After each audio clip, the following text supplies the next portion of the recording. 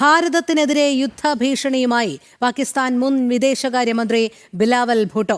ഭാരതത്തിനെതിരെ ഒരു യുദ്ധത്തിന് മുഴുവൻ പാക് പൗരന്മാരും തയ്യാറെന്ന് ബിലാവൽ ഭൂട്ടോ. ഓപ്പറേഷൻ സിന്ദൂർ പോലെ യുദ്ധത്തിന് ഭാരതം ഒരുമ്പെട്ടാൽ പാകിസ്ഥാനിലെ മുഴുവൻ പ്രവിശ്യകളിലെയും ജനങ്ങൾ അണിനിരക്കും എന്നും ഭീഷണി. നദീജലം തിരികെ ലഭിക്കുന്നതിന് യുദ്ധത്തിന് തയ്യാറെന്നും ബിലാവൽ. पाकिस्तान ने ये जंग नहीं छेड़ा था। हम हमेशा अमन के बारे में बात करते हैं। जहां दुनिया भर में पाकिस्तान के सफ़ीर पहुंचे, नुमाइंदे पहुंचे, हमने अमन की बात की, भारत ने जंग की बात की। लेकिन अगर जंग छेड़ा गया है तो हम शाह अब्दुल लतीफ़ बिठाए की धरती से मोदी सरकार को बताना चाहेंगे कि हम पीछे नहीं हटते। सिंधु की तरफ इस किस्म की हमला के बारे में सोचेंगे तो फिर पाकिस्तान के हर सूबे के अवाम आपका मुकाबला करने के लिए तैयार है और ये ऐसे जंग है जो आप ज़रूर हारेंगे. വിവരങ്ങളുമായി എസ് ശ്രീകാന്ത് ചേരുന്നു. ശ്രീകാന്ത്, ഓപ്പറേഷൻ സിന്ദൂറിലേറ്റ കനത്ത തിരിച്ചടിയിൽ വല്ലാതെ പരിഭ്രാന്തിയിലാണ് പാകിസ്ഥാൻ എന്നുള്ളത് മനസ്സിലാക്കാവുന്നതേയുള്ളൂ.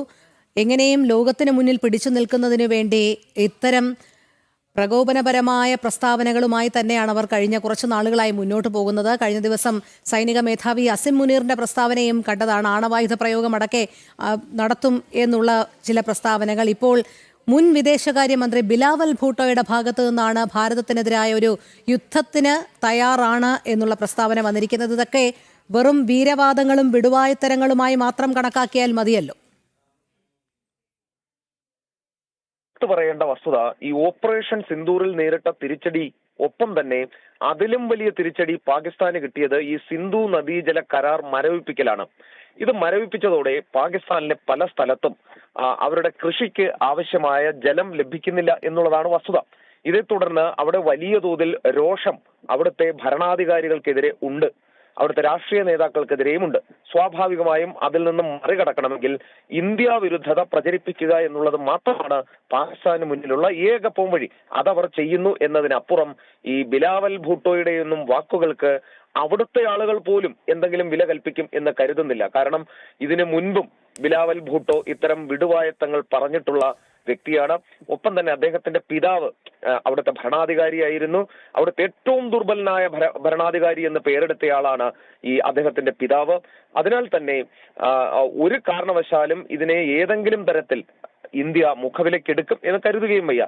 പക്ഷെ അദ്ദേഹത്തിന്റെ ഭീഷണി അത് തള്ളിക്കളയുകയും വേണ്ട. കാരണം പാക് ജനതയ്ക്ക് ഇടയിൽ ഇന്ത്യ വിരുദ്ധത പ്രചരിപ്പിക്കാൻ പരമാവധി ഈ അവസരം ഉപയോഗിക്കുകയാണ് അവർ.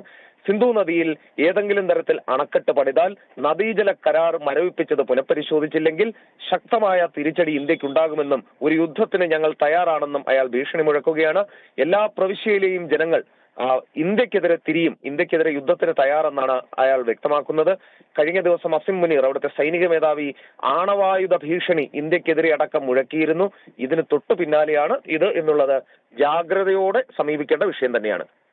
ശരി ശ്രീകാന്ത്. ഭാരതത്തിനെതിരെ യുദ്ധഭീഷണിയുമായി പാകിസ്ഥാൻ മുൻ വിദേശകാര്യമന്ത്രി ബിലാവൽ ഭൂട്ടോ. ഭാരതത്തിനെതിരെ ഒരു യുദ്ധത്തിന് മുഴുവൻ പാക് പൗരന്മാരും തയ്യാറാണ് എന്നാണ് ബിലാവൽ ഭൂട്ടോയുടെ പ്രസ്താവന. ഓപ്പറേഷൻ സിന്ദൂർ പോലെ യുദ്ധത്തിന് ഭാരതം ഒരുമ്പെട്ടാൽ പാകിസ്ഥാനിലെ മുഴുവൻ പ്രവിശ്യകളിലെയും ജനങ്ങൾ അണിനിരക്കും എന്നുള്ള ഭീഷണിയുമുണ്ട്. നദീജലം തിരികെ ലഭിക്കുന്നതിന് യുദ്ധത്തിന് തയ്യാറെന്നും ബിലാവൽ പറയുന്നു. എന്തായാലും ഓപ്പറേഷൻ സിന്ദൂറിലേറ്റ കനത്ത പരാജയത്തിന് ശേഷമാണ് പാകിസ്ഥാന്റെ ഈ പ്രസ്താവന. കാരണം നദീജലം അടക്കം ഉള്ളവ തടസ്സപ്പെട്ടതിൽ വളരെയധികം പ്രകോപിതരാണ് പാകിസ്ഥാൻകാർ എന്നുള്ളതിൽ സംശയമില്ല. പക്ഷേ ഭാരതത്തിന് മുന്നിൽ ഇതൊന്നും ചിലവാകില്ല എന്നുള്ളതാണ് മറ്റൊരു യാഥാർത്ഥ്യം. കാരണം ഭാരതം കയ്യും കെട്ടി നോക്കിയിരിക്കില്ല എന്നുള്ള അതിശക്തമായ മറുപടി കഴിഞ്ഞ നാളുകളിൽ തന്നെ നൽകി കഴിഞ്ഞിരുന്നു. എസ് ശ്രീകാന്താണ് വിവരങ്ങൾ നൽകിയത്.